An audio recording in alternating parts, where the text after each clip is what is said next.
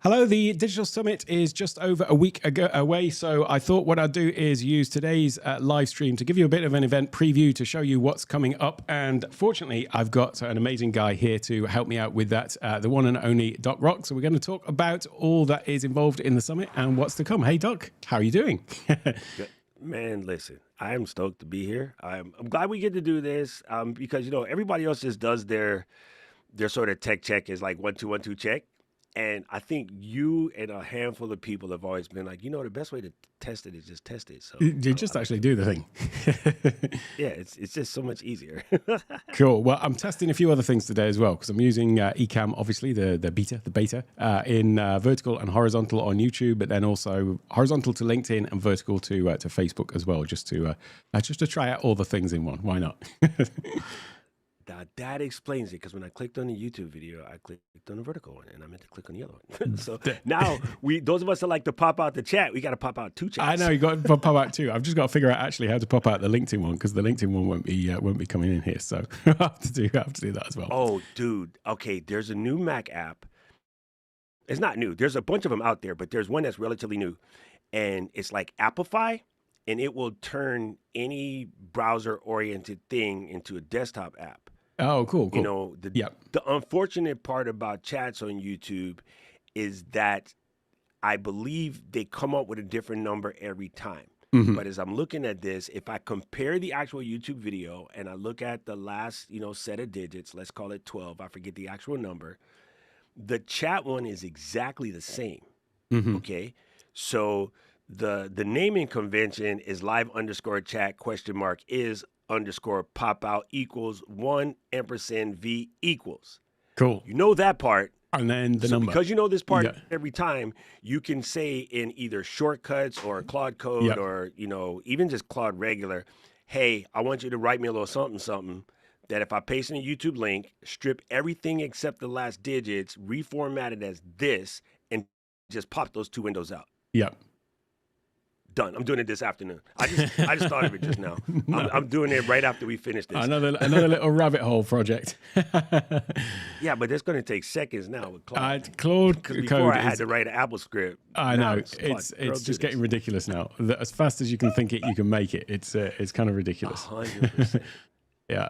So cool. Well, let's get into the summit a little bit, and I'll just talk about the overall overview of it in terms of what's coming up, and then we can go through. And I've sort of split out the sessions into different groupings. So I thought maybe it'd be a good idea to talk about some of the topics in a little bit of detail in all of that. So it's happening next week. It's the 17th to the 18th. Oh, sorry, 17th to the 19th, Tuesday, Wednesday, and Thursday, and we've got 3 days again with 30 amazing speakers, 11 hours a day for those 3 days, or 11 hours a night in my case, because I'm here in Thailand. It'll be through the night again, but it's all good.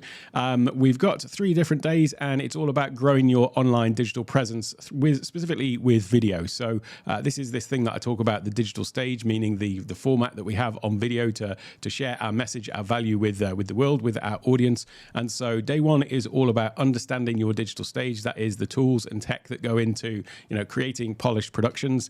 Day 2 is more about refining your actual online presence. So in video, how you communicate your value through the lens, as it were, how you overcome things like camera confidence and things like that. And then on day 3, we are focusing on growing your online business using video as a tool. And so some different aspects to that. There is a little bit of crossover depending on when speakers are available, which we'll get into, but that is broadly the overview of it. So we did this last year, and we had over 1,000 people attend from all around the world, and it was a great success because of all of the amazing speakers that we had involved then.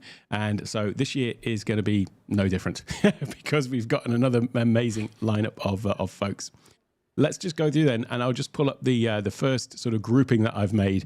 And I know that for you, Doc, you obviously know some of the people that are involved, but maybe this is the first time also that you're seeing these sessions. So I thought it'd be good just to have a little chat about some of these sessions and the sort of topic of studio and production. And we've got another sort of 4 topics to go through. So, yeah, let me know what you think of the lineup so far. Lots of familiar faces.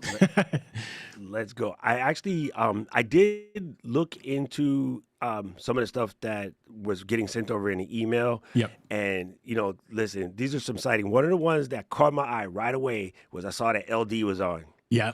And, of course, that one is a big one to me because audio is still a massive pet peeve. Yeah. And, I try to understand everybody and where they're at or whatever, but if there's one thing that you will get judged on whether you like it or not is audio. Yeah. And I was watching a stream today from somebody who I absolutely know and love, but they were just in a bad position because they were, not in their normal studio. Yeah. And they were having some audio issues. And that one is just hard to stomach through. And I think everybody in your audience won't have this problem, but neurodivergent, hypersensitive, one of my hypersensitivities is audio based or phonic based. Yes. And weird noises, or just, you'd be somewhere and you say, hey, you hear that? Yeah. Everybody else is like, what are you talking about? I'm like, no, you can hear the they're like, nah, man, I don't hear nothing. But I pick up those things. So for me too. That was big. And so I love seeing this session because I think it's the easiest one to skip, especially because there's so many quality, like $40, $50 mics jumping out in the game. Yep. And the temptation is there. And I'm like, okay, I don't know. I still wouldn't do it. Yeah. I know you can legally ride your motorcycle with no helmet, but Yep. I didn't wear a helmet. There's somebody I know who's got a microphone with a light on it, and so there's a light that like pulses or whatever. But they've actually got a Shure MV7 as well, and I keep saying, you should really be using the Shure MV7, not that like that one that looks cool. And occasionally other people will come on and they'll see them using that mic, and they're, oh, that's a cool mic. What mic is that? And it's like, don't go for the one with the flashy light on. go for the one that sounds great. We talked about that in the stream this morning about the questions. Okay, so I'm bringing in a killer guest, right? Imagine we're doing this and, we got Martin on, and Martin is giving you all of this valuable info about Virtual Studio upgrading. Yep. And like how to make your stuff look, real professional and sexy, kind of like how you do. Mm-hmm. And all everybody can talk about is, hey, what are those cool things you have on your mic? Now, I would love to sell 50-1100 Doc Pops. But don't ask that question in the middle of what Martin is doing. Like that's not the time and place. Keep on topic. Wait for somebody who's, maybe ask it when somebody is talking about building a studio, or maybe ask it after the question. But like it, and I've seen so many, times creators are having a guest on, and the host and the guest are in some deep conversation, valuable business information. Oh, what camera are you guys using? Yeah, I know.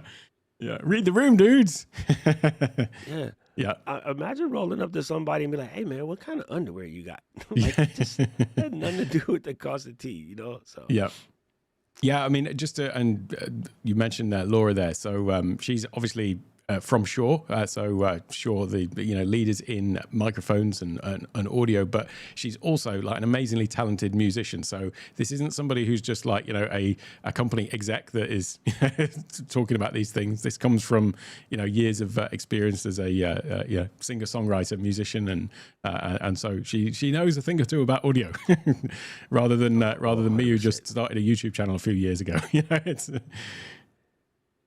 One of the greatest things is having Laura invite me to Shure headquarters, and I got to see legit cool. how the soup is made. Uh-huh. And I even talked to our buddies at Rode. I'm like, if I come to Australia, like I need to do the factory tour, and they were like, absolutely. If you get here, we'll put you on. And so like, I enjoy seeing that kind of stuff because I think, common conversation on the internet, like even today with, Apple dropping out products recently and trying to get it down, is everybody's like, oh, this costs so much or this costs so much. Mm-hmm. And I was like, you ever think about what we're getting? Yeah, yes, and so this, I mean, like real cap, I guess because I come from pro broadcast and I remember what we're doing right now, 2 cameras, mm-hmm. and the word back in the day would have been Genlock, where there's you and there's me, and our mm-hmm. videos are properly synced, but they're 2 opposite camera sources. Yep. And then a graphic feed on top, mm-hmm. but then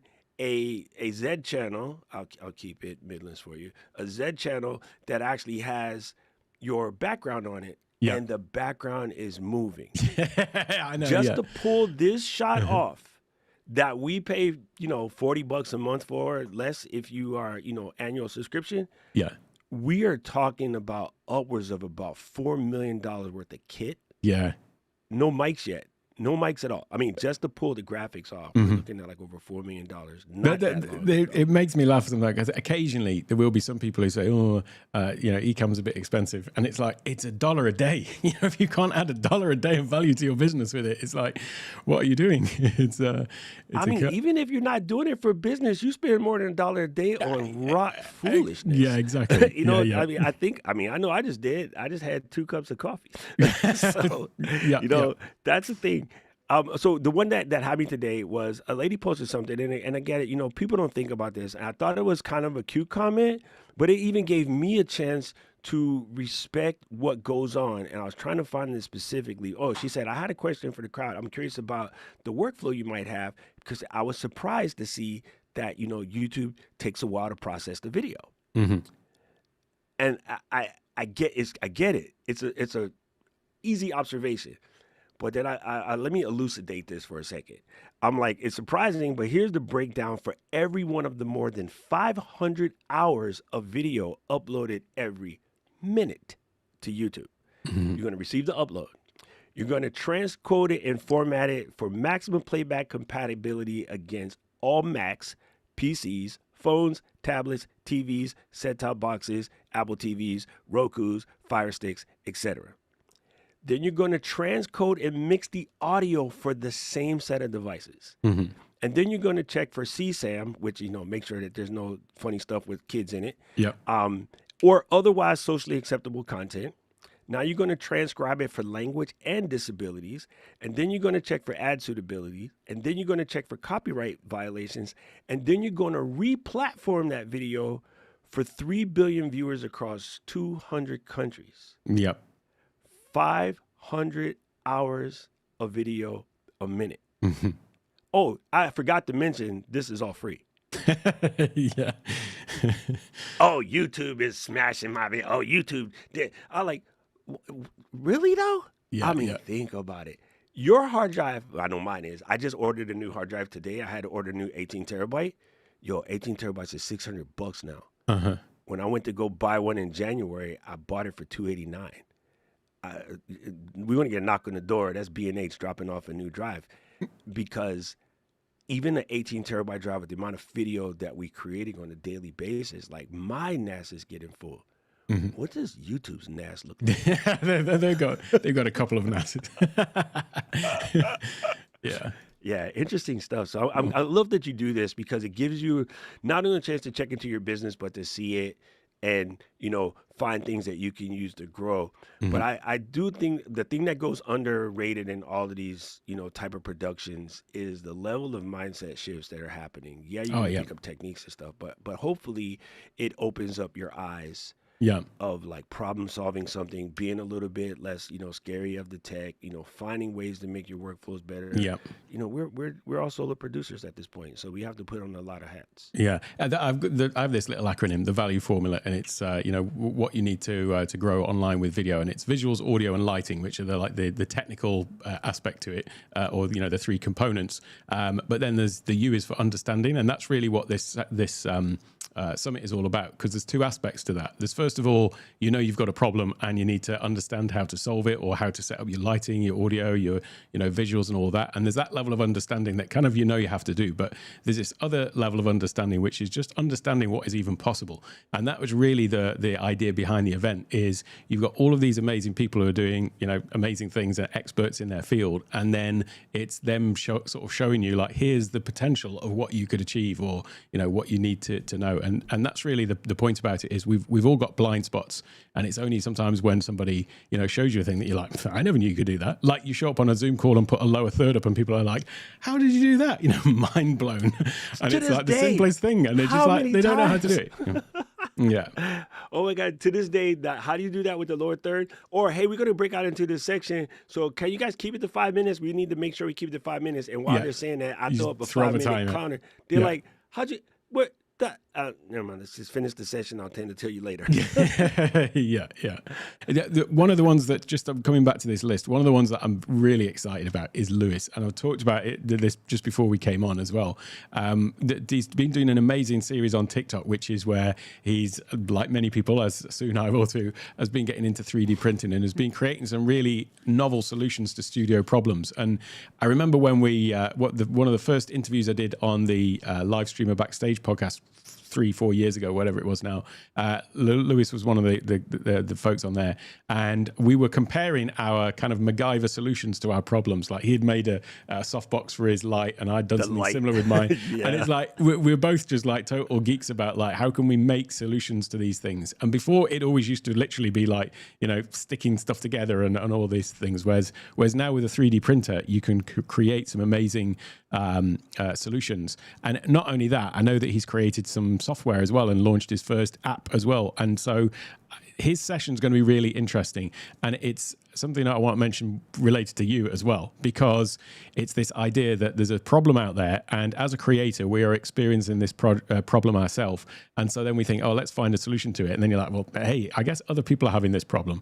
And, you know, this would be a case in point. You know, the Doc Pop is like, yeah, there was a crappy product out there, or at least a crappy delivery, let's say, a great product but poor delivery capability, and you solved that problem, and Lewis has solved a whole load of problems with his thing as well. And you were just showing me your desk organization with with your 3D printing as well.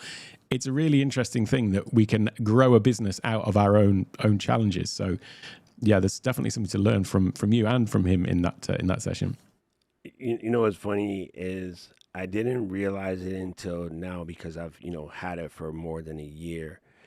I did have one thing in the list of what I wanted to improve, and I wanted to improve the overall quality of it. Mm-hmm. And even my buddy was like, well, it's just foam, it's pretty decorative. And I go, yeah, that's the problem. The ones that they got are decorative. Yep. But I speak in plosives, Mm-hmm. right? I just do. And I also have, rather kind of a deep voice. And also, a lot of times in the studio, I'll need to turn on a fan, or right now it's going to be crazy. I actually have a heater on because my AC is broken. And so, like, if I can just take a little bit of edge off it, Yes, yeah. that's moving through the studio.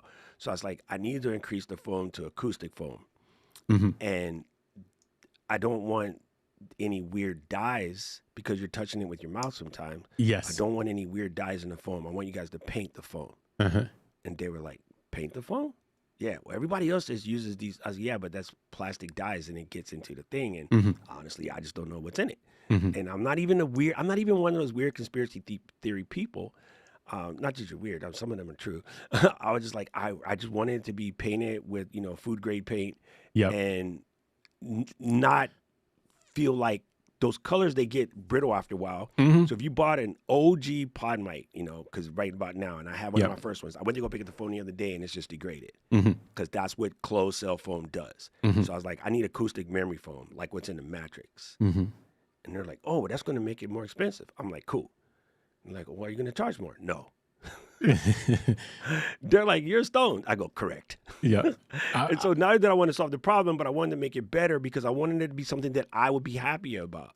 Uh-huh. And, I've been, it's scary. People are like, well, you should just take the rest you have, because now that you're busy, you should take the rest that you have, because, the tariffs kind of messed me up. Yeah. And they're like, oh, just send them to Amazon and just get them out of the way. And Mm-hmm. I'm like, no, I'd rather send each one of these suckers out one by one by hand Mm-hmm. than send it to Amazon, because I priced it where, it's not a lot of money, but also I went to school at Apple, bro. I worked there for many years. This is the price. Yeah. Oh, is it on sale? No. Can I get? No. What about discount? Never. It's mine, bro. So I would rather sit here with 3,000 of them in the other room Yeah. than to lower, I don't want to call it my self-worth, because really not that.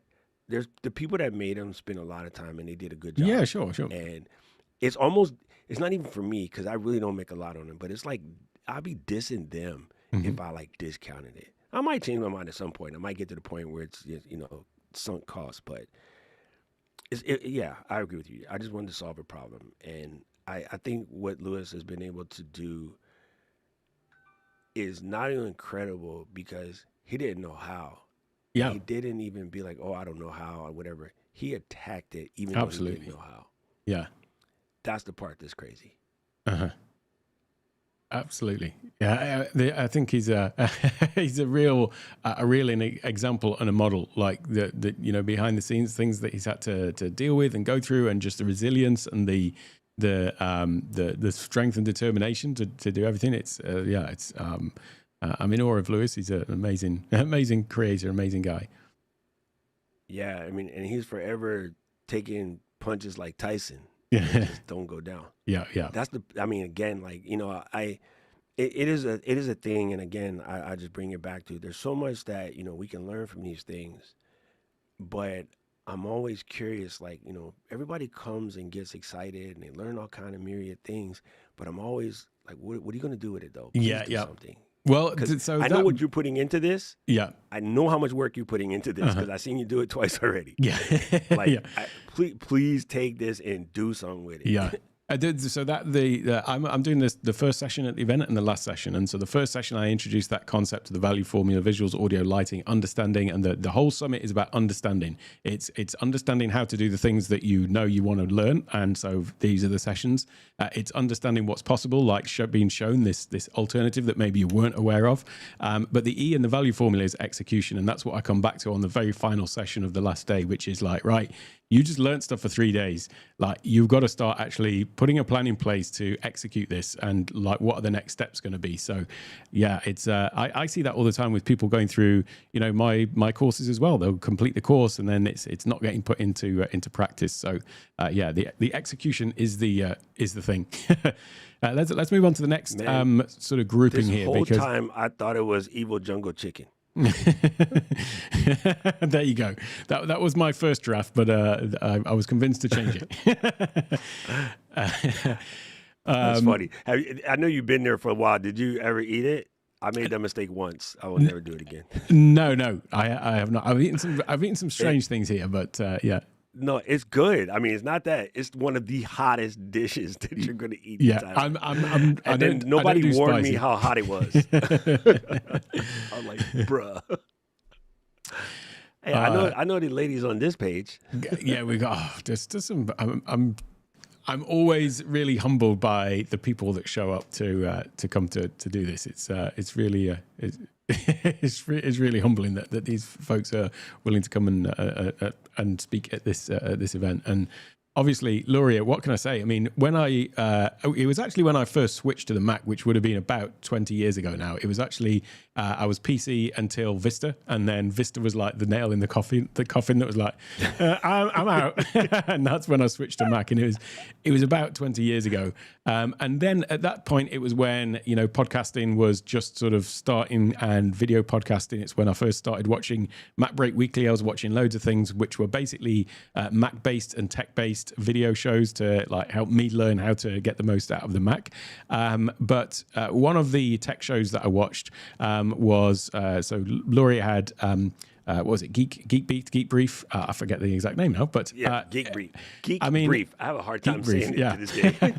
And so she's just been really at the forefront of video for so long now, and so she definitely knows a thing or two about leveraging video. And so she's just really great to have her there talking about turning attention into trust and trust into sales, something that she's been really masterful at. So great to have her. What can I say about the others as well? Katie obviously needs no introduction for as well. It's just great to have those folks here. Never mind about that the bald dude at the bottom. You know what I think is amazing about this? And this is something that you've got to see a bunch of times because I feel like, you and Rich been riding with me since I kind of like dug my heels in and said I want to do this as a thing. Yeah. Tatiana is going to be here and she's going to be speaking. And Yeah. I remember when she was terrified to turn the camera on Yeah. and to just do anything. But she was always willing to try to learn. Yeah. So the one thing that I would say I would absolutely give her credit for, I've told her this face to face before. she was always scared, but she says, I'm going to do it anyway. And that's just one of those cliche things that you hear all the time. Yeah, do it scared, do it Yeah. ugly, you know, do it when you're not ready, but just do it anyway. And she was one of those people that kind of, like you said, took it to the mat. All right, we're going to try this. And now look at her. She's like headlining in the AJ event. And she's out here talking about things. I'm like, this is incredible, bro. Like, I think it's amazing we got to see people make those transformations. That's the word I'm looking for. I swear I speak English. Yeah, it's amazing to, like, we've done it ourselves, and then we see other people going through that growth and gaining the confidence and stepping out and putting themselves in the spotlight. It's really great to see. I mean, Tatiana spoke at last year's as well and did amazing. And I know that beforehand she was like a bit nervous about it, and then she did it, and it was like, obviously just killed it. So it was really great, and a no-brainer obviously for her to come back again. And so many of these speakers are people that are coming back again for a second time, but almost everyone's talking about something slightly different. You know, it's not a case of, oh, we've got the same speakers, same topics. It's just a case of we've got many returning speakers, some new ones as well. But they've all been on this process of evolution as well, and they've, you know, some of them taken, you know, quite sharp pivots, but now they're talking about something, you know, slightly different. But it's just great to watch that evolution of everybody involved as well. I like it. This, I mean, again, I just know how much work you put into this. So I'm looking forward to not only being here, but hearing what everybody is working on. I think, you know, when we were in school and, you know, we're in home ec and everybody's in their little corners doing something, it's the ADHD. I didn't notice at the time, but I always had to get up and walk around the room and see what everybody was doing. And it's like, not even from a copyist there, but I just know, hey, what are you working on? Oh, yeah. Cool. Oh, I didn't think of that. That's brilliant, you know? Or same with woodshop. And my Mr. Wicker used to be like, Mr. Boyd, would you get back over to your lathe and do what you're supposed to be doing? Oh, yes, sir. Good. I always wanted to walk around and see what everybody's doing. And so I think the sessions are great, but also the camaraderie and seeing what everybody's doing and like how they're growing and, you know, trying to be of assistance wherever we can. I think that's also the best part of this. Yeah. You know, you learn just as much in the hallway track. Absolutely, indeed. Yeah. Scott's another a great guy. He was a speaker last year talking about LinkedIn, and now he's more sort of broad about webcam charisma and the science behind how do we actually connect with people through the lens, because it is obviously a very different thing to, you know, being in real life with people. So what is it specifically that helps create that connection with your audience when you're on video or in live sessions or whatever? So he's great. Scott's in our Academy VIP tier, so we see each other more or less every week, and always great conversations with Scott, and he's just a natural on camera himself. So no better guy to deliver this session. Awesome, and he got that good haircut. So you know. I know, yeah. You already know it's something good. About guys like that. With that cut. So this is cool. Next is, look at that. Who have we got headlining? Let's say headlining the whole event, right at the top. Talking about content. I gotta go first. An audience, but another group of great folks as well. What can you say about that? Now that we're looking at the stack, I'm glad I'm going first. I ain't trying to go after none of these people. No, well, Kat, she's going to crush it. Kurt's going to crush it. No, I'm glid I'm going first. Okay, good. Thank you. I should just just add that you may actually be later in the schedule than is shown on this list. Oh, come on. Dang it. I'm not going. If Kat goes in front of me, I'm leaving. I think you might be before Kat, actually, but there you go. Okay. You do what? Hey, you know what? Tom Brady just left. Okay, I'm going to come in after Tom Brady. Kat is Tom Brady of this stuff. I ain't going near her. Yeah. Yeah, but so just some more awesome folks. I'm really I know that we had a conversation about, you know, your specific topic, and I'm just so pleased with what you've chosen there, because this is something that holds up so many people. Oh, I've got to get it perfect before we can launch, or I'm just working on this or working on that, and it's like that isn't the thing that is going to make it resonate with people. Like all the little little design details or things like that. Well, you know, you did it and you blame me for it, But then I realized that there was a certain position where I was doing, 4 or 5, 6 live streams a week. So I wasn't really getting to do any recorded content. And, I was always telling people like, yo, you just have to do this stuff, right? And like, what will you get burnt out? I was like, people are telling you that, but I want you to hear it. I'm not going to make people mad and tell them that, they don't feel what they feel. But I literally have people talking to me about burning out, and I look at their channel and they're like on 6 videos. I'm like, bruh, you tired from the marathon? We ain't even been a block yet. Yeah. Right? Like, so I'm not gonna let you use that one. I know you heard it from somebody else, and I know that you're afraid of it, but that's almost like being afraid of hitting an elk while we're driving. Neither one of us live anywhere near elks. They just not here. Gretchen, maybe, one of them folks in Canada, maybe, but our chances of hitting the elk is 0. So like a lot of people were getting scared about it. So when I did this thing, and it was only supposed to be 30 days, it ended up being 419. I realized after the first month that if I tried to do it at the perfection level that we are accustomed to, there is no way I'm gonna last the second 30. I did the first 30, no problem. And everybody's like, nah, that's not enough. That's not enough work for you. Do it again. You gotta go at least to 60. And so about day 33, I was like, I'm gonna just turn it on and speak. And then I'm gonna go in and put the end card, run the audio through Alphonic and ship it. It was one of the best videos out of the whole session. And I was like, hold up. Wait a minute. What if I just keep doing this? Is the way. Because the people that are on the first 100, they're not going to edit the way that I was editing, and they just need to get past that first 100. And so I turned that first 100 into almost 450, because I did have other videos in there as well, shorts and live streams and all of that. At the end, I think it came out to 497. But it's like, yeah, man, just go. Go. And now, because of AI slop, the best thing you could do is be unedited. Yeah, absolutely. Yeah. Oh, it's crazy, but it is what it is. And we always used to joke about, oh man, how these TikTok people just come in here, camera crooked, they look all funny. How did they get so many views? And we put in all of this work into editing videos. It's just not fair. And it's like, if you can't beat them.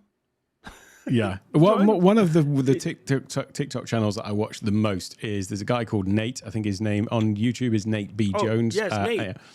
On TikTok, he's literally just got his phone, and his phone is just sitting there in front of him, and he's leaning in and just talking to the phone. And it's like, there is more value in that than any of these.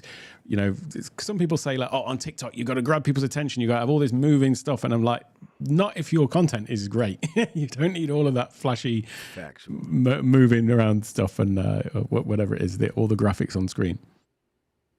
Yeah, it's funny. There's certain things that people say, and it becomes the vernacular to what everybody believes it. And then nobody checks against it to, that might not be a thing. Yeah. And, I don't want to, there's so many examples of it, but when everybody keeps telling everybody that everybody has a short attention span, you start believing that. But 2:30 on Saturday morning, when everybody else is asleep, and I'm in my house in the dark in my Manchester United gear, and for 2 hours, I don't even scratch a leg muscle. I am glued to the TV. ADHD person, like the disease says you can't pay attention, but you can pay attention to that. You know what I mean? Or you can watch a movie or binge Bridgerton, or all these people that be saying that they have these short attention problems, and then tell you about all the stuff that they're binging. I said, obviously don't have an attention problem. The thing that's attracting your attention isn't holding your attention. Absolutely, That's different, fam. That's a different thing. And so I'm like, we got to stop saying it. We got to stop telling people about burnout. Just don't even talk about it. Even if it's real, it's not a word. Just don't talk about it. Just like we don't like to talk about dying, don't talk about burnout, and don't talk about short attention span, because you are reinforcing a limiting belief, and sometimes you catch it just talking about it, even though you say you don't believe it. Because would you say you're scared of the dark? No. But you've definitely walked into something in the dark and been like, Oh, no, like this. Yeah, yeah, absolutely. You see what I'm saying? Yeah, so yeah. like even those of us who will stand there and tell you, me, you, Rich, all of us be like, no, we ain't afraid of the dark, blah, blah, blah, blah. And the wife is like, go check it out. All right, cool. Go out go outside. You open up your studio because you know she heard a noise, and you first get there, you're like, oh no. No, baby, it's good. You run back in the house like you cool. Yeah. I say I'm not afraid of heights, but then there was once when we had a construction project and I was kind of like high up on it and I had to walk across this like plank from one part to another. And I was like, the beam, maybe I'm a little bit scared of heights. See? I'm not scared of the height. I'm scared of the fall. Yeah. So that's kind of what this session is about. I can't wait to dive in. Okay, I'll ask you this question because you know me. I absolutely hate slides. Do you want me to make slides? Not at all. No, however you want to roll is cool. Stand them. Everybody like, oh, can I get the slides after? I was like, you ain't watching those slides after. Stop lying. Yeah. And speaking of that, you know, you were talking there about the getting into the habit of it and the routine of posting every day, and then this thing of, you know, people feeling like they can't get into it. That's basically what Kat's going to be talking about, is actually building a system around that. And you know that Kat is the expert on building systems because we've both seen her Notion databases. Dude, my God, she is incredible, absolutely incredible. And the other thing that's great about... I haven't talked to her in like a month, but the last I talked to her, she was like, dang it, Doc, I think I want to try the Notion AI now because I kept talking about it. Yeah. So I'm really scared to see what she's been doing.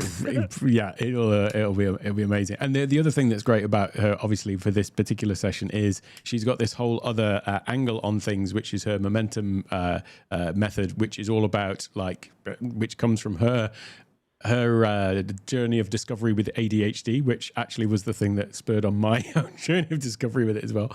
And talking about yes, you need to have like the system. And so that's what this is about, a content system, but you've also got to understand like the self part of it as well. You know, how you're operating and what your own limitations are, because sometimes we have all the information, but we're still not doing it, and it's not necessarily a lack of information or time. It's quite often, you know, these other things that we've got going on, you know, between our ears. That's the thing that's holding us back. So I know she's going to be able to talk about that a little bit as well, and she's got a whole program around that. So yeah, Kat's just I'm probably gonna have to watch that one like 7 times. Yep. You know, it's funny. I was talking to somebody on Saturday, and they're like, you know, like, wait, why'd you go get the diagnosis? And I was like, because as you're getting older and the memory starts to go a little bit, all the things that I had kind of made up that just made it work, they weren't working anymore. Right, yep. And then I also was, what's the word where you kind of don't believe it? Not in disbelief, but there's another better word. In denial. Which escapes me right now. In denial. Yeah, I was in denial. And the reason why is because everybody talks about it. Yep. But I think the reason why everybody talks about it is because everybody's starting to realize the more people that share about it, the more people that goes, I check that box, I check that box, I check that box, I check that box. Yeah. But what I was doing, and I'm not sure if you did the same thing, I was like, I check all of those boxes, but that's just everybody. These people are just making an excuse because they don't feel like doing this work, you know, blah, blah, blah. Yep. And then when the motivation, I never had a motivation problem. What I had was an energy problem, but didn't know that. And I was busy just denying it. And I'm like, well, I'm just old. Or, you know, I had, you know, a couple whiskeys last night. So I always thought it was something weird. But once I went and got the diagnosis, and the lady was like, how did you make it this far without the diagnosis? I don't know. But all my systems that used to work don't work. And I just found myself spinning. And now that I know what's going on, oh my God, it's like the weight is lifted. It's like literally taking off them boots after a 20-hour flight. Yep. It's like, oh, I can feel my feet. It's different. So I can't wait to see what Kat gets into, because what I have been doing over the last couple of months, now that I'm set on my diagnosis, getting my medication sort of at the right level, now I'm trying to rebuild systems or change systems that I thought I had in place. It's like, that wasn't even a system, dog. That was just some, I don't know what you call it. I can't even get words for it. Yeah. Like sometimes, I mean, people think that I'm like highly productive and I'm highly organized with all of these systems. And so it's like, oh, it's okay for Alec. He's got all these things in place. It's like those are the band-aids that I'm putting on to try to just keep my keep my stuff together. It's not like I'm a super organized person. It's like I've got to put these things in to try to have some semblance of normality in my life. That's why I do all the organization of this, that, and the other. It doesn't come completely naturally to me at all. It's like, if I don't do it, my life would have fallen apart. Yeah, that's exactly. The Band-Aid is the right answer. Uh-huh. It's so it's a topic. This one is, and with Kat, what happened with me is I keep hearing people talk about ADHD, and I had this idea of what it was, which was, oh, this is just people being hyperactive. It's in the like kids who can't sit still and just hyperactive all the time. And it was only when I had the conversation with, and this was not last year, the year before, when I flew to Creator Camp and then had to come home the next day. I went with you to buy this iPhone, and then I spent 5 hours talking with Kat, and that was like, it was worth it on those two counts alone to come straight back. But what happened with Kat was, she had this idea that I was productive and everything was easy for me. I had this idea that she was the same, and then it was only when she was talking about oh, well, this is something that I've been going through, and discovering ADHD and getting diagnosed, and then she was talking to me about it, and I was like, oh, this is what I was expecting at all. And actually, like, everything you're saying is exactly how I am as well, basically. So we had it was really a great experience for both of us, because we both realized that our opinion, and this is a really valuable lesson, what you see on the outside of someone is not necessarily what's going on behind the scenes in their brain, and so on. And it doesn't mean that everything comes easy. Listen, the only difference is I had that with Kat like 3 or 4 months prior, because we stayed together in Airbnb at Vegas. And we had these conversations at the dining room. And I was like, wait, what? You Kat? I thought you was... And she was like, nah, fam. And so it's even different, because we get to be every morning when we're on the morning brain. Let's go. Now I also know why my phone be like going crazy. Alec is doing something at 2 a.m, because well, it's his morning time, his energy time, right? And so 100%, bro, 100%. Cool. Well, let's move on. We haven't talked about the other sessions, but other great folks. I'm really interested with Jim, actually, because I keep hearing people now. This is one of these things where you hear people talk about like this platform or that platform, and more and more people are starting on it.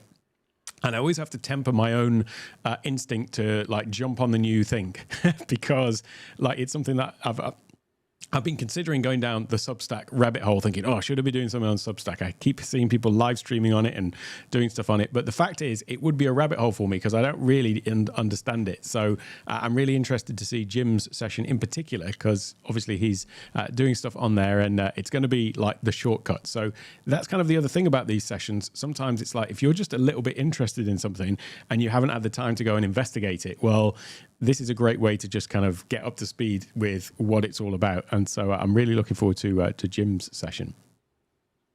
The thing that Substack intrigues me, I'm all in on YouTube, and I love YouTube. I kind of want to be here. And like, it literally says YouTube coach in the bio. Yeah.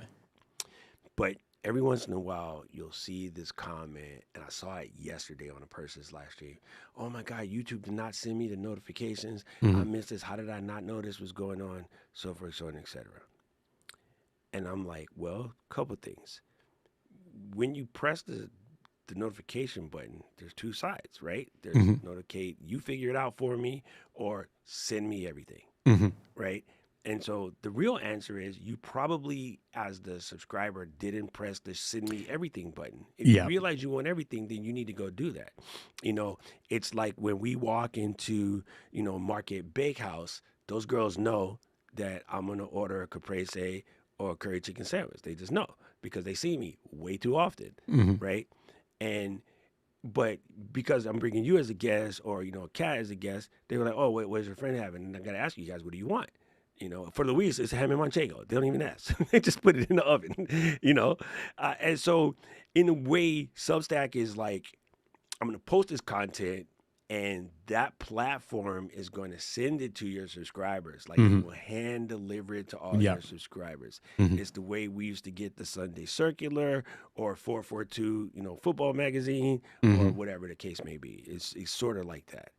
And I really like the concept of it. And I dabbled a little bit, but I'm like, I gotta stay focused on Yeah, YouTube. So I did the that's same me at the thing you moment. did. Yeah.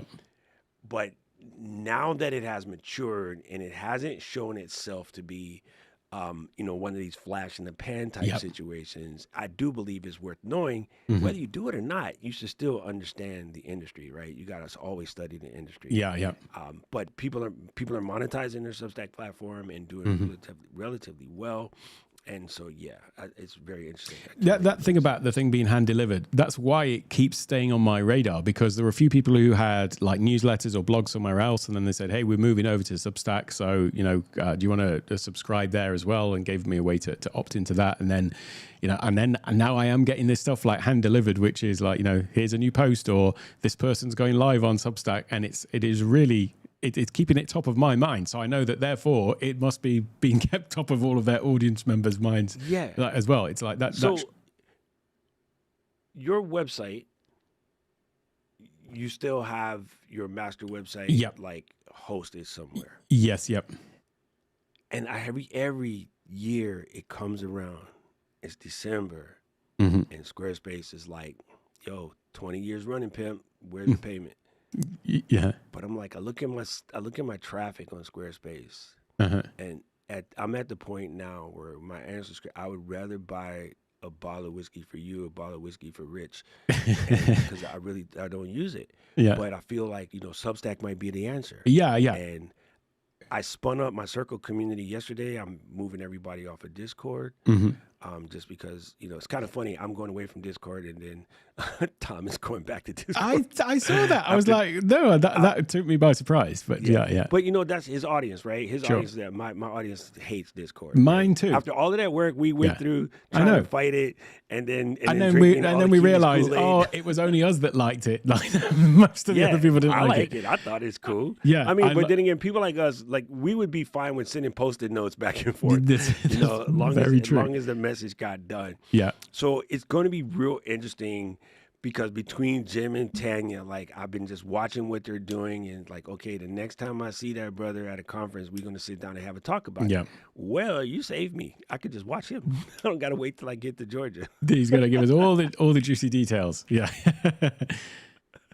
Cool.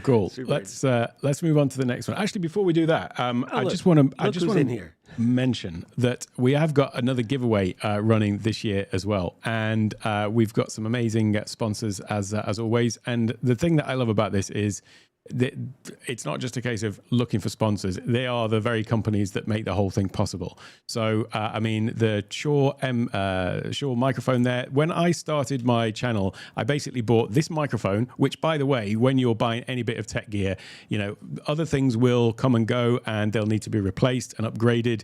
Cameras are getting better and better all the time. You buy a decent microphone and it can last, I'm not going to say a lifetime, but it can last a really long time, maybe a lifetime if you look after it. And so this is still the same microphone that the first mic that I bought. And then the Stream Deck that I've got on my desk underneath my hand here is the second piece of equipment that I bought. So the Stream Deck and the Shure MV7, and then of course Ecamm. Where's the new one, Alec? The new one's coming. It's not available in Thailand. It's coming. You didn't do it yet? Okay. I was like, I hope you didn't dive into that while you try to do this, because that was of part course, of it. Daniel's like, I know you're gonna get it. I'm like, shut up, Daniel. I'm busy. No, but I have like 3 conferences, and I'm going to London to do some stuff. I'm like, no, Daniel, I'm ignoring it, because come on, I know you're gonna get it. I'm like, Daniel, leave me alone. The great thing about this giveaway is we've got Shure are giving a Shure MV7i, which is basically the newest version of this, which has got all kinds of onboard processing and some extra cool features that this one didn't have. This is like 5 years old at this point. So the Shure MV7i. Elgato are giving their prompter and then also the Stream Deck as well, the 32-key Stream Deck, and that is like just such a great starter bundle All you've got to do is basically add in your existing camera and you're good to go. This is like how I basically created all of my my content for the first year on YouTube before I started going a little bit OTT with all of the other gear and stuff like that. But you absolutely only need Ecamm, a Stream Deck to switch your cameras, and great audio, and then you're kind of away. And also then in this giveaway is a year of Ecamm Live Pro. That is for non-Ecamm users. If you're already an Ecamm user, I will replace it with something of equal value. And then you've also got a year of access to the Digital Stage Academy Live. And this is my educational platform. So I've got courses on Stream Deck, on Ecamm, on Rodecaster, and all of these things, and on building out studios. And the the Digital Stage Academy Live, the live tier, also gives you access to all of my live cohort training as well. So right after the summit finishes, this is the 17th, 18th, and 19th for the summit. And then the very next week on Monday, we start with 2 weeks of the Stream Deck Accelerator, which is a 2-week cohort specifically for how to get the most out of Stream Deck, not just for video production, but also for your daily productivity as well. We've also got the Ecamm Accelerator, which I run twice a year, which is a live Ecamm training. I'm doing a YouTube accelerator later on in the year as well. And what I found is my on-demand courses, whilst they have had thousands of people go through them and people really like them, sometimes people need that accountability that comes with doing a live cohort. And so that's why I've kind of lent in more to the Ecamm Accelerator, the Stream Deck Accelerator, also, as I say, the YouTube one as well, which is coming later on this year. And I've got other live trainings as well. What you also get with the Digital Stage Academy Live is backstage access to all of the events. So the summit, for example, is completely free. You get access to all of the sessions. But if you get the VIP pass, you get to join backstage in Zoom. And then we've got a few bonus sessions that are happening the following week as well. So Digital Stage Academy Live, though, that will give you access to all of those things for the rest of for a year after the event as well. So that is all part of the giveaway as well. And if you go to the link which I've dropped down into the chat, you can enter that. It's free to enter. You don't have to attend the summit to enter, but if you do enter, you'll be prompted to get extra entries by visiting the landing page for the summit, or going and visiting our sponsors and things like that. So, but yeah, you don't have to attend the summit to enter the giveaway. It's kind of a separate thing in its own self. And yeah, total value of all that is over $2,400, $2,442.97 to be precise. So yeah, it's an amazing prize, and you want to you've got to be in it to win it, as they say. So yeah, looking forward to seeing who wins that. So good. As you were saying that, I just thought of something, and I hadn't thought of it until just now. And this is the reason why we got to have these talks. Because of the way that the image generation stuff has gotten so much better, I was like, I can make a grid in Canva or Illustrator or something with my, I'm looking at my 8 button over here with the dials. I was like, these are the 8 buttons, and I want these 8 buttons to do these things. And I'll just put a word for each one of the buttons that I want it to do. And then I'll say, based off of my style or my brand or whatever, ChatGPT, I want you to create this page with these 8 buttons in these exact same locations. And they all need to match, but they need to be based on this theme. And it could probably generate the sprite sheet, and all you got to do is go in Canva and cut it up, and then you got all your buttons matching without having to make all the buttons. Nice. That you painstakingly did. Yeah. Yes. Yeah. Now I got to try that too. That's 2 things I got to do, Alec. Damn it, I was trying to sleep today. Well, that's me getting you back for moving my journey into 3D printing ever closer. Sorry. Okay, that's fair. It's a fair trade. Well, that's a good segue. What is the timing of the accelerator? I need to do a refresher. I just gutted my Stream Decks. The Stream Deck Accelerator is the 23rd of March to the 3rd of April. So it's 2 weeks, Monday to Friday. And then with those accelerators, I always actually do 2 sessions a day because time zones. So it's at 10 a.m. or 10 p.m. Eastern time.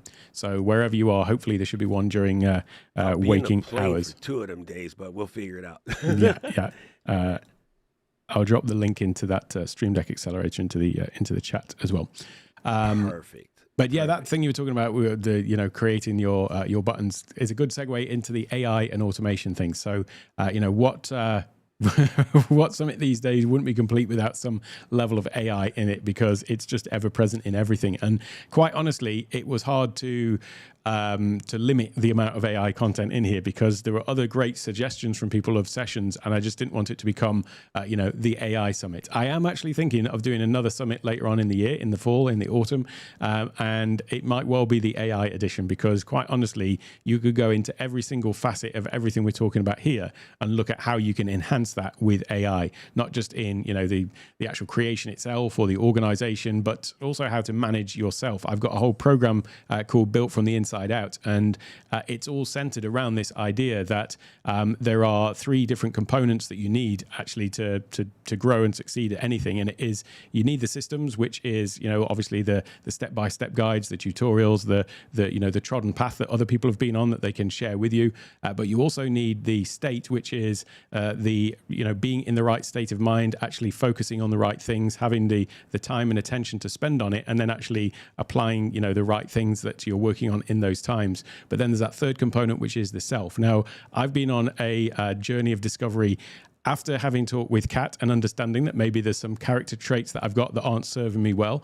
Last year, I started basically using ChatGPT as my, I won't say therapist, but my mental analyst, to analyze the way that I was showing up with to do things and identify my sort of core character traits. And sometimes those are things that you just need to get rid of. Those are something that is not serving you well in any form whatsoever. And so if we become aware of them, we can start to address them and start to try to eliminate them. But there's other character traits that are actually really powerful, but just not necessarily being used in the right way, and we need to leverage them in a different way. So, for example, my inquisitive nature, my desire to learn and to find out new things and innovate around certain things is a great character trait. It's not a great character trait when I'm 2 days away from a launch and I'm going off being inquisitive about something completely different. And so that way of sort of bringing us back to focus is something that I've done, and I'll touch upon that in one of the panel discussions. But the point is, though, there are just every single aspect of everything we do can be enhanced with AI, and so it was really hard actually to just contain this down to these sessions. And in actual fact, Charles, at the bottom of the list just down there, his original session was something more around AI, and it kind of had an overlap with some of the other ones. But he does talk about this and how you can build fully automated agents and teams and other things and using in content. So there was an overlap with those other sessions, but that actually makes him really well placed to talk about almost like the anti-AI. How do we remain that human advantage, like you mentioned earlier on, when there is so much AI slop out there? How do we maintain ourselves and have that unique perspective? It's funny you should say this. I have a video that I'm in editing, and I was on a podcast, and it just came out of my head in the middle of this podcast, and we were talking about AI slop and why so many creators are scared, and people thinking that YouTube is now favoring AI, and it's like, no, they're not. It feels that way, but we also felt that Santa Claus was real when we were kids. Just because it feels that way doesn't make it real. What? Sorry, breaking news. Santa Claus ain't real. Don't tell your kids. tell nephew, don't listen to uncle. But I was having this conversation, and I was like, it's not like you're fighting AI, but it is AI versus you. Mm-hmm. But the key element in that is you. And there's a couple different ways you can look at it. Like, you can look at it as a thing that's going to replace you or take things over, or just be this mountain that you can't climb. Yeah. Or you're going to use it like he says in his title, the human advantage. Mm-hmm. And I literally use the exact same words about how to be more of the signal and less of the noise. Right. Because AI slap is a problem. It's the noise. Yeah. Right. So what happened is, creators like you and I was talking to Katie about this today. We had this conversation where it's like, man, I don't even want to use M dashes anymore, because when people see it, they scream that this is AI generated. And then Katie's like, "No, bitch, I have a English degree. Like, this is what I do. I was an editor for a publishing agent." Yep. There's comma overly used. Mm-hmm. And semicolons and colons are misused, but M dash is perfect for these type of things. Yes. And now nobody wants to use them. Yeah. The people that actually study grammar and know how to use it, Yeah. like they don't want to use it because they don't want to get cold, AI. Yes. Right. Yeah. And sometimes things are delving into, like really they need to delve into it. Yep. And some things you do need to unlock things. And sometimes you are going to go on a journey or make a transformation. So we were using those words more than 6 years ago. Well, actually 3, when AI got really popular. Yep. And so now people are apologizing for using it, for doing what you and I use it for, which is business coach and, friend to talk to and somebody that I can, I have a really dumb idea and I don't want to tell nobody, I'll tell you. Yeah. You listen to my stupid ideas. Yeah. But by the way, if it's really stupid, you need to stand on business and be like, Doc, shut up. This is not the way. Yeah. And the thing is, the you is yours. And it's still your original thought, your original content, and you're going to use this unapologetically. Yes, yeah. To amplify your business. So AI versus you is about maintaining the you part. Yeah. And so I can't wait to hear somebody else who's talking about it. Even though we might have the same thoughts, he might describe something to me that I didn't figure out yet. You know? Yeah.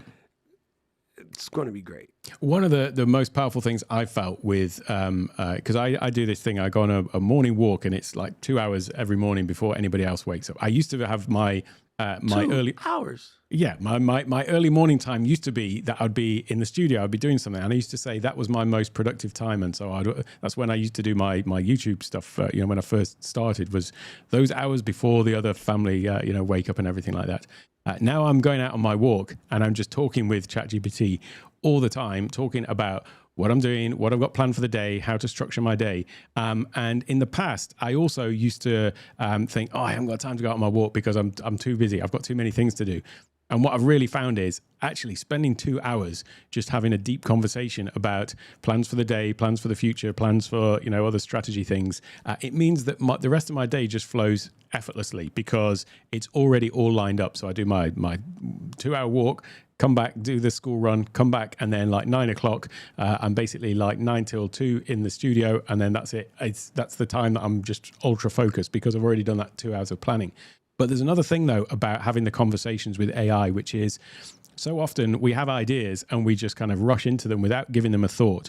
When you've got to actually articulate your thoughts fully for AI to understand them, you're also articulating them to yourself. And so quite often I'll have these big, long conversations where I say, right, I want to talk about this idea. This is the idea that I've got. This is how I think it might go. And I talk for 10 minutes. Reach the limit of the dictation, continue, dictate for another 20 minutes. And it's got all of this stuff in there. And by the end of it, I'm like, you know what? I don't actually need to talk about this. I've kind of figured it out by talking it through with myself. So there's something really powerful in just having to articulate your ideas fully before rushing into them. Because I've always been someone who's like, I've got an idea, I'm doing it. And then I just go straight into it without necessarily giving it the breathing space it needs. Super, super good. And I one thing that a lot of people won't realize, just doing that, and I've said this about getting confident on camera. Just go in the bathroom and record yourself talking for 5 minutes every day until you just get used to the fact that you are talking to this device and not another person. Another person's not going to be there. But if you're taking that and you're transcribing it, if all you did was take that and transcribe it, put it into a project in your favorite AI thing, and let that become your context. When you ask it to give ideation, it will give you better ideas. Okay? So full stop. If I went on the other side of this wall and I was like, hey, Small, we need to go to dinner, and just what do you think I should make? You know what she's never going to say? Broccoli. Because 20 plus years, she know your mans don't eat broccoli. So even though that's not something we've had a full conversation about, it's just she knows I just don't eat it. It's one of those things that would get pushed to the plate, or I just flick it onto her plate. Well, if you're doing your walk every day and you're having your conversation, you are training your bot on your own context. You never told it to make you a YouTube video yet. You haven't told it to find you a recipe for evil jungle chicken yet. You haven't told it to plan your Japan itinerary yet. it knows who you are because you're having a conversation, just like a friend. Yeah, yeah. And all you did was spend a month solid talking to it for 10 minutes a day, or until you run out of context. Yeah. Let's say you're on the budget program, Mm-hmm. and you're only allowed 10 minutes to talk to it a day before it runs out. If you did that for 10 days solid, Yep. when you finally ask it to make your YouTube video, you know what you won't get? Hallucinations. Yeah, yeah. Hallucinations. Yes, yeah. Because now it knows you. Yeah, yeah. You know what I'm saying? That is exactly it's what happened. quantity. Yeah, with the process that I went through, and it started, by the way, the reason the whole summit came about, this is in a linked backstory.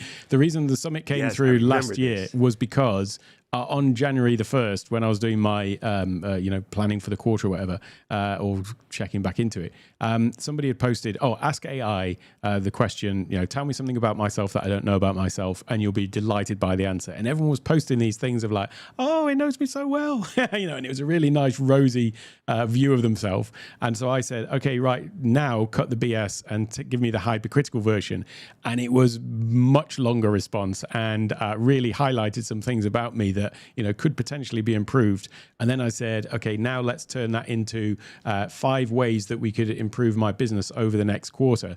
And one of those was collaboration, and then that led into a conversation that led into the idea of putting on the summit. And so I basically dropped what I did have planned for Q1 of last year and then did the summit again instead in March. And so it came out of that. And then in April, OpenAI changed the way that the memory function worked in ChatGPT, so that whereas before you had this finite memory, and you could go in and occasionally say memory full, and you could go in and remove some of them, and it would add some more things in. In April of last year, they changed it so that it had a lot more context across all of your conversations, not total memory recall, not like it knew everything, but it was just it appeared to me to be deeper. And they said that it was a deeper understanding. And so at that point, I went through this process of saying, okay, identify my core character traits, and then let's look at how we can build my own optimum performance OS for myself. And that came out of that. And so that was what I built this other program around, called Built from the Inside Out, because it's all about, you need to grow your business, but there are these other parts, and this is what I mentioned earlier, which is, you need the systems, the state and the self, but then also a strategy to sort of implement and the support for it.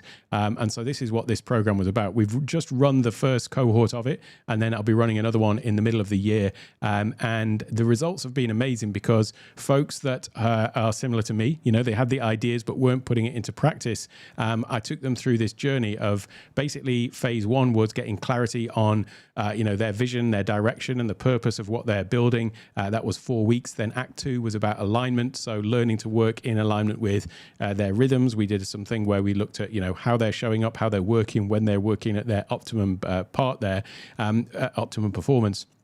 And don't try and force focus work into the afternoon when you're feeling drained and low on energy. That kind of thing. So that was Act 2 was all about that part.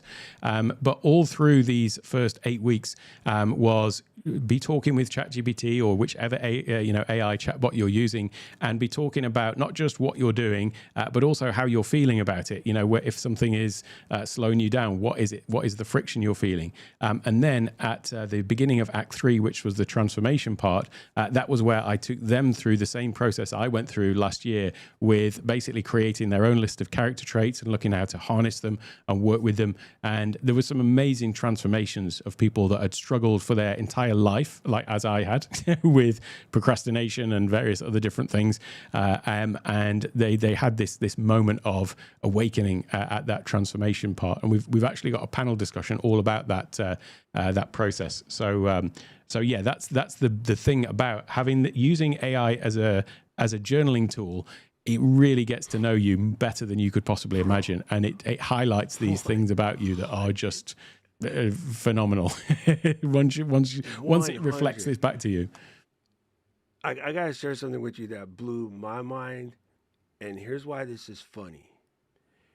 What I'm gonna say to you right now, you have said to me, Keely has said to me, many other people have said to Mary Lou, all of us said to me, and I know I heard it, and I know I know it. I know it. I know it. But if you were to ask me to sit down and write this down on paper, I swear to you, sure as grits is grocery, this would never come out the tip of my pen. Mm-hmm. But Claude said to me, I think you might not fully see that your superpower isn't teaching or being creative. It's that you're a translator between the two worlds. Mm-hmm. But you've been doing it for so long naturally Yeah. that it probably just feels like breathing. Mm-hmm. The reason Creative Chris trusts you isn't because you simplified the technology, Mm-hmm. it's because you explain it. It already sounds like it belongs in their world. Mm-hmm. You never asked them to cross a bridge over into this nerd space or this tech language or whatever. Mm-hmm. You are bridging the tech that they already have. Yep. And long time ago, when I was getting hired to work at CompUSA, they asked me, the stupid ass question, like, what's your superpower? And it was like, I don't speak nerds to regular people. Mm-hmm. I act as a translator because I'm bilingual in real life, and at this point, five-lingual, I don't know what the word is, quattro, no, that's not even right, septilingual, whatever. I just had to do that all the time. I was forever code switching, even, between languages, but also code switching between being the good, intelligent dude and being the thug, right? And so, like, because I understand that outsider's perspective, what it feels like to not feel, I always want to invite everybody in. Mm-hmm. And when I was trying to learn computers, dudes at the computer store were jerks, bro. Like, I was just trying to find out, like, hey, which floppy should I get, the big ones or the small one? And they're like, well, this is a floppy disk, and this They've got to make it about them. Look how great I am. Yeah, and I'm like, bruh, which one? And I got money in my pocket. Shut up. I want to buy that thing that lets my Mac be a PC. Yeah. Why would you do that? Why would you just get a PC? Because I got $2,500 to burn. Yeah. Shut up. It was called Orange Micro PC, by the way. You stick it in the old Mac, and it would allow you to have an Intel chip in your Mac back in the day. That was way back in the day. But those guys were just mean, and like it was like secrets. No one wanted to tell you what was going on. And I promised myself if I ever got in a position where I knew more than folks, I'm snitching. I'm telling everything. Yeah. And everybody was like, no, put this behind the paywall. I tell it to you up front. I still put it behind the paywall because some people need that, like you said, that structure. And some people would just take it and run. Like Luis's of the world would take it and run. Other people need you to sit there and make sure that they're not going to fall off that beam. That's it. 30 floors up. Yeah. It's like a safety harness. So man, this is going to be super, super great. And I'm laughing at Dave, because Dave posted in the Ecamm thing, it'd be really cool if Ecamm could get like MCP context or whatever. And then Jimmy Hicks and I both was like, Dave, shut up, you build it. Yeah. And he was like, yeah, you're right. It was super funny. He's an amazing guy as well. Like somebody who so awesome. I think he's learning that he's super talented. Whereas sometimes it felt like, I don't think you know what a genius you are, mate. It's like he's phenomenal, and he's been in like the academy for 3 years now. I forget exactly how long, but yeah. Also here in Thailand, he's up in Chiang Mai, but he does amazing things. He's got a in real life group now in Chiang Mai, because Chiang Mai is kind of like a bit of a hub for digital nomads. So there's lots of folks there, but lots of programmers and things like that. And so he set up a community on School, but he's also got like an in real life community now of folks that come for his live sessions there. And it's just it's really, really cool to see what he's doing. And he's come from a coding background, so he's like a lifelong coder. And what you find now with AI is it is so easy to just have an idea and then spin it up, in a matter of hours or minutes, that you can have a fully functional app or website or anything like that. But so often the thing that is useful to have is, an understanding eye. What is it actually doing? What's happening behind the scenes with the code, and how can you do that more effectively? And so that's where David just really shines. And he's really looking forward to his session too. He's going to be cool. It's so cool. The app that I coded works perfectly for my system, but I can't tell many people because it's illegal. Amazon will get really pissed. But I coded it, and it works like a champ. Yeah. I want to share it with everybody. I share it with my friends, but I can't tell nobody else because it's completely illegal.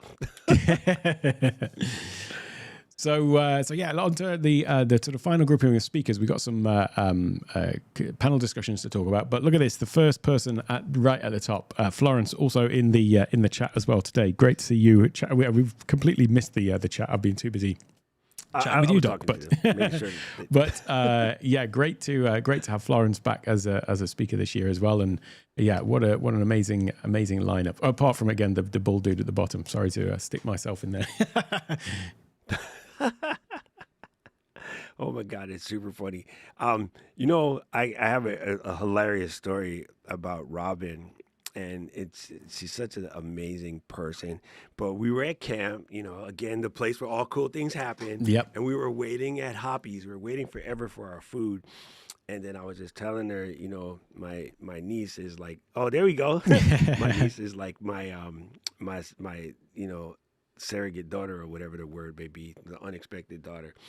And I was like, yeah, she's getting ready for school, and you know, she's been really interested. She wants to go to Temple, and I've been taking her to Japan. She's gonna go check out Temple, Japan. She's gonna come back and go to Philly.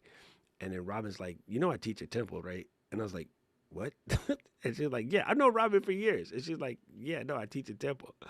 And I was like, shut up! Like, this is the random nature. Yeah. Of, you know, she actually teaches at the school that my niece want to go to, and my niece is going into, you know, business law, contracts, and things of that nature, and Robin teaches marketing. But then also come to find out, you know, her travel side of her life, her travel business, and she has this massive affinity for Japan.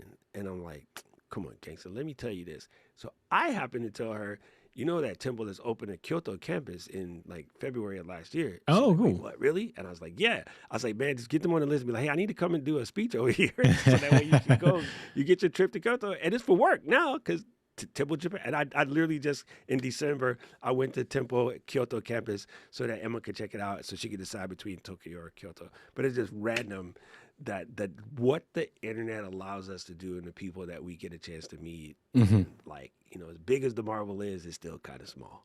Yeah. There's another cool guy in our Charity's conversation is IRL stuff, right? So like it all just flows. Yeah, that overlap between the you know, the virtual stuff and the IRL stuff. So I had my gosh, my brain's going now. I did a little sort of interview for a promo video about Creator Camp with what's happened? I've got a brain melt. Who's doing the Jill, Katie? No. Name's gone. My mind's just gone blank. I don't know what's happening. Anyway, so I did a little promo video for it. But the point about it was, you know, how did I feel going to Creator Camp for the first time? And I said to them, it's exactly that first night of the first Creator Camp where the speakers were actually in a different hotel for that time. And so we arrived at the venue for the opening party, and everyone else was already there. And there was this moment of walking into the room with, you know, 150 people in there, or 100 people in there. Yes. Like almost every single one of them I absolutely knew, and yet I'd never met any of them. And every, you know, it was just like, it was so overwhelming, like in the best possible way, like overwhelmingly sublime is how I describe it. It was like, I've never had a feeling like that, where you're in a room full of friends who you've never met before, and everywhere you turn, it's like, oh my God, it's you. And these are folks that either I'd seen like on the camera, so they're, you know, live streamers or creators. Other people were, I'd only ever seen their avatar. I'd never heard them speak because they'd been, you know, in the feed of my live streams, or we'd been in the Ecamm streams. So I knew the face, I knew the name, but we'd never spoken. It was really surreal to have that experience. And so there is a really interesting point about, you know, having the in real life aspect to things as well. Oh, 100%. It's so wild. I think you're looking for Caleb. I think Caleb did the interviews. Fulgens. Oh, Fulgens. Yeah. Caleb came up with the program. Fulgens did the work. There we go. That sounds fair. Man, the IRL side of it is so wild, you know, and even when we go to these conferences or whatever, you know, I remember I had a deep conversation with somebody that was me, like, sort of rejecting what they said and standing for our side of it. But somebody said to me, "Oh, you can't meet real friends on the internet." And I kind of lost. I'm like, you ain't real friends ever because you think like that. But no, dude, It's absolutely, and you know what's funny? I will always go to the first time I met Diana, and we have been talking to each other online for more than 3 years. Finally, pandemic was over. We get to go to this event, and we were solving for X, right? Because we're setting up this event. She came in, she put her back down. She just, how can I help? Just dives in. We're working almost 10 hours solving these problems, get everything set up for the event. And it was like, wait a minute, we didn't get to do the greetings and salutations. We didn't even do the, hey, how you, oh my God, I finally get to meet you. Like, just forgot about it. It was just like, you know, you ride it with your friends. Yeah. You know, and that things like, you know, being able to go on our little road trip to go get your phone and, you know, just having a conversation that's different than the crap we talk about when we're hanging out online. Yeah. You know, it's such an incredible thing. And so I can't wait to hear, you know, this session and Peter, again, someone who I've known online for multiple years, but, you know, I can't wait to hear his session too, because we all mention the word consistency, but one of the parts that makes consistency possible is sustainability. Yeah. And unfortunately, that word is normally attached to not throwing paper away, you know, or not burning plastic. Yeah. But there's certain things that you can't do, you can't sustain. Like, I did those 400 and something videos, and honestly, I could have did 420, but the day that 420 came up, I was in Kyoto, and we were doing all these things, and I was like, I need to rush back so that I can finish this video, or I can stay in the moment, and we can stare at this Christmas tree for longer, and, you know, let Baba and Emma enjoy this, and we do another lap around the park. So I literally made a pimp decision, and it's like, you know what? We're going to stay in the park, and I would just not do 420. No one's going to yell at me if I don't do an extra video, and if they did, I don't care. So literally, like, and when I came back, I was like, I still got time to do it. And then Karen was like, you already said you're not going to do it, so don't. And I was like, yeah, you're right. Yep. Took my butt to bed. And it's funny, but that's why I can't wait to, you know, listen to Peter's session, because I think we all need to be reminded that consistency and sustainability are a pair. Yeah. And what a great way to lead into Florence's session as well, because looking at how you can be more productive and that is part of the sustainability, is looking at how you can be more productive with your systems and workflows and so on. I mean, that was I always talk about friction, as you know, as you do as well. And my studio, like, I'm sorry for the environmental side of things, but these lights behind me are on all the time because I've just got one switch for these key lights and fill lights. And I just walk into my studio and I'm like, poof, put these ones on, and then I'm ready to go. And that's it. I'm done. It's LED. It doesn't use that much. I know it's not, but like 2 or 3 watts. Yeah. So removing that friction and having systems in place is you know, part of the way to make it sustainable. And so looking forward to what Florence is going to share in that respect in terms of how we can be more efficient and productive with our time and attention. I'll make sure not to sidetrack her with fountain pen talk. Oh, yeah, don't get us talking about notepads and stationery and things like that. That is sure to take us off the rails. Oh, my God. Oh, that reminds me. I need to text her something. I just saw this really cool video about how they build life notebooks in Japan. They're still handmade to this very day, and they're really good notebooks. And so I meant to send that to her. Cool. We've got some panel discussions as well. So we've got some sponsor spots. So obviously Ecamm and Shaw are sponsoring the event, and we've got some amazing representatives coming to speak from that. I mean, Ecamm doesn't need any representative because everybody in the show pretty much is an Ecamm representative, because I think everybody is using Ecamm. So let's just get that out of the way, you know. And most people are using Shaw mics as well, and I guess most people have Stream Decks. But I thought it'd be useful because unfortunately, someone from Shaw, Elgato, they're in the middle of some launches at the moment, as you may have seen, and so it was hard to get the scheduling to work out right with that. And I thought, well, it would be great to just have a session which is all about, you know, Stream Deck and how we can do more than just, you know, camera switching with it and so on. So there's a panel all about that, how to get the most out of Stream Deck. The first 90 days, what actually moves the needle. So obviously, there is this thing that people have. I know we talk about gas gear acquisition syndrome, and I know it's not a technical medical syndrome, but there's a couple of aspects to it, which is where people like me who just love, gear, and I kind of talk about it jokingly, but there is an almost serious side to it, which is like where people feel like, and it's yes, not not medically diagnosed, but this thing where, oh, we've got to get all of these things in place before we can start, or you need this perfect setup, or you need this, or you need that, and actually most of the stuff that people sweat over trying to get all of the perfect thing is not actually what's going to cause that growth to happen. And so lots of us have been through that, and so the panel is a way to have a discussion and say, yeah, if we were doing it over again, what actually would be the best things to focus on in terms of the tech, but in terms of the business as well, to actually move the needle over the first 90 days when starting out. And then we've got You Don't Grow Alone, Rethinking Community in the Digital Age. We just talked earlier on about you moving from Discord to Circle. I did the same, Discord into actually Kajabi community, because everything I do is in Kajabi anyway. It's, that all-in-one platform. But there's a thing about that, which is everyone talks about Ecamm being, the best feature of Ecamm being the community. And so there are two kind of things here, like as a creator being a part of a community to get the support you need. But there's also something about like when as a creator should you actually create a community? Because I think people talk about it a lot and feel like you've got to jump in. And I know for me that when I started doing the Discord thing, I thought, yeah, that's what I need to do. And there was a moment of realization that I thought, like, if I just plot out the trajectory of this community, like going forward, actually, do I have the mental bandwidth to be managing a community of, 200, of 1,000, of 10,000, and actually maybe it might be that creating your own community is not for everyone. Now, in the end, it's been great because the Academy has become like the community aspect to what I do. Yeah. But it's not something that you should necessarily jump into. And so that was my idea behind creating this, because it is definitely great to be a part of a community so you're not growing alone.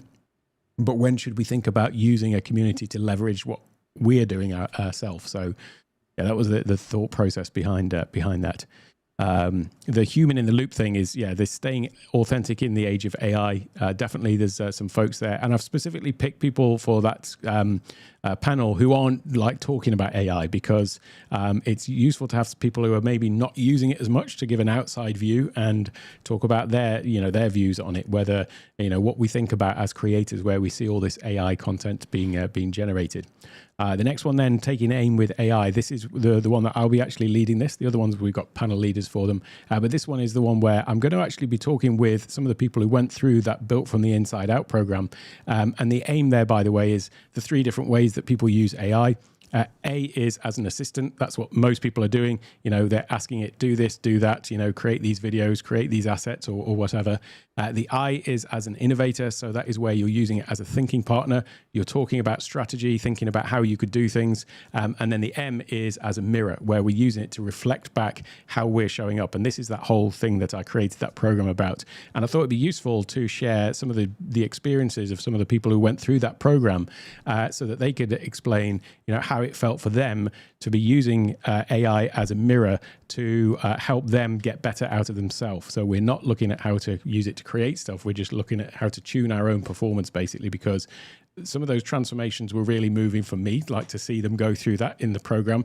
And so if that can highlight this way of using AI beyond the usual, then I thought that would be useful. And then finally, how we can actually turn the attention that we're gathering through video into sustainable revenue. So those are the 6 panel discussions. Last year we had 3, and one of the bits of feedback that I got was that the panels were great. So this year I basically put 3 more in. So those are the panel discussions that we've Next year there'll be 9. Yeah. Next year it'll be all panel discussions. 3 solid days of panels. All panels all the time. Yeah. Super good. Oh man, this is going to be great, man. The fun part about the panel discussions is, like you said, getting to see all the multiple angles that people come from it. And again, sometimes you guys are saying the same things, but you might approach it completely differently. And it's always interesting to discover these things. And so, this is going to be absolutely great. And I love what you said about the first 90 days and how the things that we think are going to be what's holding us back and it ain't that. It's completely not that. Yeah. And so it's super funny. Even and I do realize something after all of the fighting that I've said about gas not being a medical syndrome. For you and I, ADHD people, it is Yeah. absolutely a medical syndrome. We didn't know Yes, that at yeah, the time. And Uh-huh. that is one of the traits of ADHD is buying crap or learning. I'm productive because I'm learning. Or I'm productive because I'm painting my system 5011 colors. Uh-huh. Cool, Super cool. good. Let me just have a quick check in with the comments as well, because I've completely neglected them. It's mainly been chat. Oh, this is a comment. There you go. That's a good one. I'll just go That's through in reverse incredible, order. dude. How'd you do that? Florence, looking forward to the Stream Deck panel. Yeah, it would be. I'll be in touch with you by the way, because there's some of the panels that we're still talking about. So I'll be in touch with you about that, Florence. I just got to say hello to folks who dropped in. Thank you so much for being here.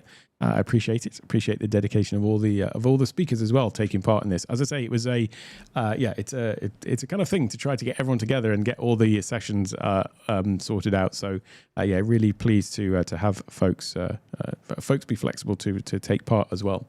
Brandy Joe, really great to have you part of the event. By the way, between all of the events, we've got session commentators like we did last year. So basically, there's a session that starts on the hour every hour. The session runs for 30 minutes or 45 if it's a panel discussion, and then after the sort of half-hour session runs, we've got 15 minutes of Q&A where I'll be on screen with the speaker sort of fielding questions. But then we have this commentary slot, and it's a really useful part of the program, because it's a way for the commentators to just kind of tease out some of the useful insights from the sessions. If you go to these events and you've just got back-to-back sessions, it's easy to get kind of overwhelmed by all of the all of the content, and it's just too much. Whereas having these sort of breaks between the session, the Q&A, and then just the chat between the commentators, it was one of the most commented on things about the last year's summit was the commentary. Track.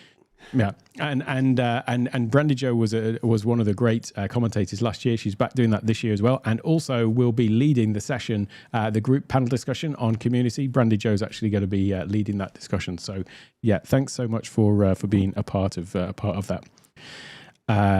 Hey, great to see you here as well. I'm just trying to work out how to pronounce that. I'm not even going to try. I can't work out where the break is. Tevin Darcy, I'm guessing. But it could be. There goes Tevin Darcy. Yeah.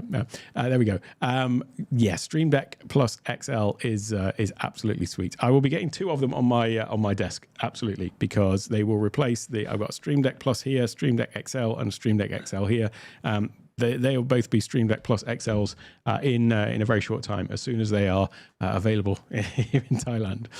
Let's just go up here, see who else I've missed. I won't go through all the comments because most of them are chatty comments, but I just want to make sure that I got to put Gabe's up. I got an idea how to monetize my live stream. Can I sell my kidney to the highest bidder?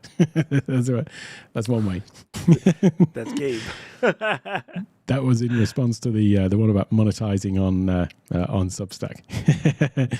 Hey, Dina, great to see you here as well. Fantastic to see you. Hello to you. Thanks to you as well. This is going to be amazing. Oh well, thank you very much. It's all the all of the other experts that are really making the event what it is. So and then we've got Rich, who obviously we saw in the backstage. Great to see you too. So I will just go over to the thing once again. If you haven't already signed up to the event, you can scan the QR code on your screen now. So it's digitalstagesummit.com. It is completely free to attend. You get access for the week after the event as well to all of the replays. There is a VIP pass available for $47 as well. That basically gives you access to the backstage on Zoom. So everyone who joins the free summit, you'll get access to the portal, all the replays, and then we'll be able to watch the live video stream of the sessions. But if you want to come and join the Zoom backstage, then you can get that VIP pass, and that gives lifetime access to the replays. We're also going to have a bonus speaker Q&A the following week, which will be all on Zoom. So all the VIP attendees will be able to come and attend that and ask any questions kind of face-to-face on Zoom with those. And then I'll also be running a workshop as well, which is all around how the entire event was put together, because this is kind of a unique event in that it's somewhat meta. It's an event talking about how to show up online and grow your digital presence, and that's kind of exactly what the event's all about. So I know that there's going to be some people who will want to know how the event was put together from a planning and production and promotion and all of those kind of things. So that will be in that workshop that I run the week after that then. So that's all part of the VIP package as well. I think the workshop a week later is brilliant because it gives you a chance to check in and see like the people who did start to take action, or maybe they're ready, but when you go to a drag strip, they put the tack stuff down so you get ready to go. Right? Yeah. Like it's a good reminder. Okay, listen, you got to get there. When you get to the last light, go. That's it. So I think that's really cool. The follow up a week later is brilliant. Absolutely brilliant. Cool. Well, with that, I think we can wrap it up. Oh, first of all, let me just quickly say hello to Jim, because Jim's just popped in. I'm really looking forward to this earlier. And in case you're just catching up, Jim, I was just saying how much I'm looking forward to your session in particular, because Substack's been kind of on my radar and I just haven't had the time to dive into it. So I'm really looking forward to just hearing all that I need to know. And that's kind of my little secret to these sessions, by the way, is I get like the front row seat to watch all of this stuff. And it's really cool. And oh my God, it's so true. It's one of the, it was funny because I said the same thing, Alec. I said, hey, the cool part about this is that I get to hear from Jim the question I was going to ask him when I see him IRL next time, but I get it basically next week. So I don't have to go to Georgia. Well, one of the commentators that's taking part said one of the great things about being a commentator, because they get like a 3-hour block basically, is it means you really got to pay attention to the sessions for that 3 hours, because you've got to be able to speak about it. So it's a great way to actually kind of force you into absorbing the stuff more. And I'm like, that's exactly what I've got to do for 11 hours a day, because I've got to do the Q&A session for each one. So I'm paying attention more than if I was just watching the replays or something like that. It's a great experience for me to run it. And somebody said, is it like exhausting? And I've got to admit, like after the 3 days last year, I did take 2 days where I basically did nothing. But the actual event itself, it's sort of for me it's an hour. 11 hours later, so it's 7 p.m. till 6 a.m. Every night, and I'm buzzing by the end of it, and I can't get to sleep because it's just so much great content and so many amazing people taking part. It's like when we're at camp. Yeah. We know we got crap to do the next day, but we can't leave the lobby. We're in the lobby for hours. Like, I am exhausted by the time the last session is over, and then we go to dinner, and you're like tired, and then you get to the lobby, and then it's hanging out with Hank in the lobby and talking smack all night. We need to go to bed. Yeah. Cool. Oh my God, it's so good. Well, thanks so much for doing this, Doc. I really appreciate your time. I'll have a chat with you backstage, as it were, afterwards. But thanks. I'm the only one that's still up. I know. Yeah, it's a bit late, isn't it? There's not ideal for those in the US, but hopefully they can watch the replay. I'm doing this one on my time for a change. There you go. Brilliant. Cool stuff. Brilliant. Cool. Well, thanks everyone for joining in and for all of your comments. Those watching on the YouTube horizontal live stream will see another video over on this side, and those watching on Facebook or LinkedIn, thanks for tuning in. I'll see you all next time. Take care and see you soon.